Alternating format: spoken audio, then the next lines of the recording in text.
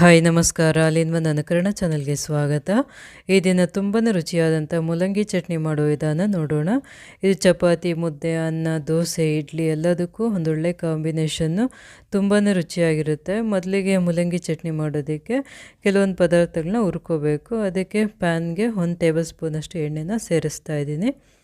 ಎಣ್ಣೆ ಸ್ವಲ್ಪ ಬಿಸಿ ಆದಮೇಲೆ 1 ಸ್ಪೂನಷ್ಟು ಕಡಲೆಬೇಳೆ, 1 ಸ್ಪೂನಷ್ಟು ಉದ್ದಿನಬೇಳೆನ ಸೇರಿಸ್ಕೊಂಡು ಸ್ವಲ್ಪ ಫ್ರೈ ಮಾಡ್ಕೋಬೇಕು. ಇದನ್ನೆಲ್ಲ ಹುರ್ಕೊಳ್ಳುವಾಗ ಸ್ವಲ್ಪ ಫ್ಲೇಮ್ನ ಸಿಮ್ನಲ್ಲಿ ಇಟ್ಕೊಂಡು ಹುರ್ಕೋಬೇಕು. 1 ಸ್ಪೂನಷ್ಟು ಧನಿಯಾ ಕಾಳನ್ನು ಸೇರಿಸ್ಕೊಂಡು ಸ್ವಲ್ಪ ಫ್ರೈ ಆದಮೇಲೆ 1 ಸ್ಪೂನಷ್ಟು ಜೀರಿಗೆನ ಸೇರಿಸ್ತಾ ಇದ್ದೀನಿ. ಎಲ್ಲ 1 ಸ್ಪೂನಷ್ಟು ತೊಗೋಬೇಕು. ಇದೆಲ್ಲ ಸ್ವಲ್ಪ ಫ್ರೈ ಆದಮೇಲೆ ಇದಕ್ಕೆ ಖಾರಕ್ಕೆ ಎಷ್ಟು ಬೇಕೋ ಅಷ್ಟು ಒಣಮೆಣಸಿನ್ಕಾಯಿನ, ಇಲ್ಲ 5 ಒಣಮೆಣಸಿನ್ಕಾಯಿನ ತೊಗೊಂಡಿದ್ದೀನಿ. 1 ಗಡ್ಡೆಯಷ್ಟು ಬೆಳ್ಳುಳ್ಳಿ ಹೆಸರು, 1 ಇಂಚಿನಷ್ಟು ಶುಂಠಿ, ಸ್ವಲ್ಪ ಒಣ ಕೊಬ್ಬರಿನ ಸೇರಿಸ್ಕೊಂಡು ಚೆನ್ನಾಗಿ ಫ್ರೈ ಮಾಡ್ಕೋಬೇಕು. ಇದೆಲ್ಲ ಫ್ರೈ ಆದಮೇಲೆ ಕೊನೆಯಲ್ಲಿ ಸ್ವಲ್ಪ ಹುಣಸೆ ಹುಳಿನ ಸೇರಿಸ್ತಾ ಇದ್ದೀನಿ. ಹುಳಿಗೆ ಎಷ್ಟು ಬೇಕೋ ಅಷ್ಟು ಹುಣಸೆ ಹಣ್ಣನ್ನು ಸೇರಿಸ್ಕೊಂಡು ಸ್ವಲ್ಪ ಫ್ರೈ ಮಾಡ್ಕೋಬೇಕು. ಈಗ ಇದೆಲ್ಲ ಚೆನ್ನಾಗಿ ಕೆಂಪಕ್ಕೆ ಫ್ರೈ ಆಗಿದೆ. ತುಂಬ ಕಪ್ಪಗೆ ಮಾಡ್ಕೋಬಾರ್ದು. ನೋಡಿ, ಇಷ್ಟು ಮಾತ್ರ ಫ್ರೈ ಮಾಡಿಕೊಂಡ್ರೆ ಸಾಕು. ಇದು ಪೂರ್ತಿಯಾಗಿ ತಣ್ಣಕ್ಕಾಗೋದಕ್ಕೆ ಬಿಡಬೇಕು.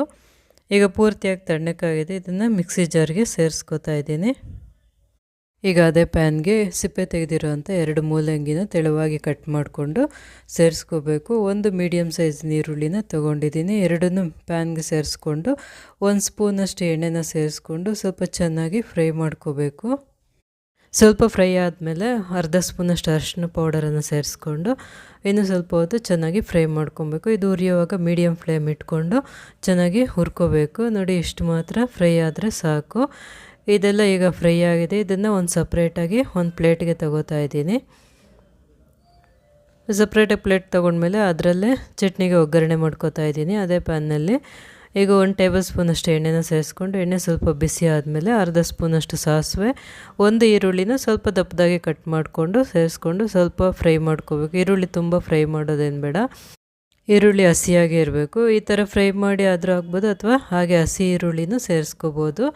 ಈಗ ಮಿಕ್ಸಿ ಜಾರ್ಗೆ ಮೊದಲೇ ಕಡಲೆಬೇಳೆ, ಉದ್ದಿನಬೇಳೆ ಎಲ್ಲ ಹುರಿದು ಸೇರಿಸಿದ್ನಲ್ಲ, ಅದ್ರ ಜೊತೆಗೆ 2 ಟೇಬಲ್ ಸ್ಪೂನಷ್ಟು ಕಡಲೆ ಬೀಜನ ಚೆನ್ನಾಗಿ ಹುರಿದ್ಬಿಟ್ಟು ಸೇರಿಸ್ಕೊಂಡು ಈ ರೀತಿ ತರಿಯಾಗಿ ಪೌಡರ್ ಮಾಡ್ಕೋಬೇಕು. ಇದ್ರ ಜೊತೆಗೆ ಹುರಿದಿಟ್ಟಿದ್ದಂಥ ಮೂಲಂಗಿ ಮತ್ತು ಈರುಳ್ಳಿ ಇತ್ತಲ್ಲ, ಅದನ್ನು ಸೇರಿಸ್ಕೊಂಡು ರುಚಿಗೆ ಎಷ್ಟು ಬೇಕೋ ಅಷ್ಟು ಉಪ್ಪನ್ನು ಸೇರಿಸ್ಕೊಂಡು ರುಬ್ಬೋದಕ್ಕೆ ಬೇಕಾದಷ್ಟು ನೀರನ್ನು ಸೇರಿಸ್ಕೊಂಡು ಚೆನ್ನಾಗಿ ತುಂಬ ನೈಸಾಗಿ ರುಬ್ಬೋದೇನು ಬೇಡ, ಸ್ವಲ್ಪ ತರಿಯಾಗಿದ್ದರೂ ಪರವಾಗಿಲ್ಲ. ನೋಡಿ, ಇಷ್ಟು ಮಾತ್ರ ರುಬ್ಕೊಂಡ್ರೆ ಸಾಕು. ಈಗ ಮೂಲಂಗಿ ಚಟ್ನಿ ರೆಡಿಯಾಗಿದೆ. ಇದಕ್ಕೆ ಮೂಲಂಗಿ ಹಾಕಿದೆ ಅಂತಲೇ ಗೊತ್ತಾಗೋದಿಲ್ಲ, ತುಂಬಾ ರುಚಿಯಾಗಿರುತ್ತೆ. ಈಗ ಒಗ್ಗರಣೆ ಜೊತೆ ಸೇರಿಸಿ ಚೆನ್ನಾಗಿ ಮಿಕ್ಸ್ ಮಾಡಿಬಿಟ್ಟು ಸರ್ವ್ ಮಾಡ್ಬೋದು. ತುಂಬಾ ರುಚಿಯಾದಂಥ, ಎಲ್ಲರೂ ಇಷ್ಟಪಡುವಂಥ, ಎಲ್ಲರ ಜೊತೆ ಹೊಂದಿಕೊಳ್ಳುವಂಥ ಮೂಲಂಗಿ ಚಟ್ನಿ ತಯಾರಾಗಿದೆ. ಈ ವಿಡಿಯೋ ಇಷ್ಟವಾದಲ್ಲಿ ಲೈಕ್ ಮಾಡಿ, ಕಮೆಂಟ್ ಮಾಡಿ, ಶೇರ್ ಮಾಡಿ, ಸಬ್ಸ್ಕ್ರೈಬ್ ಮಾಡಿ.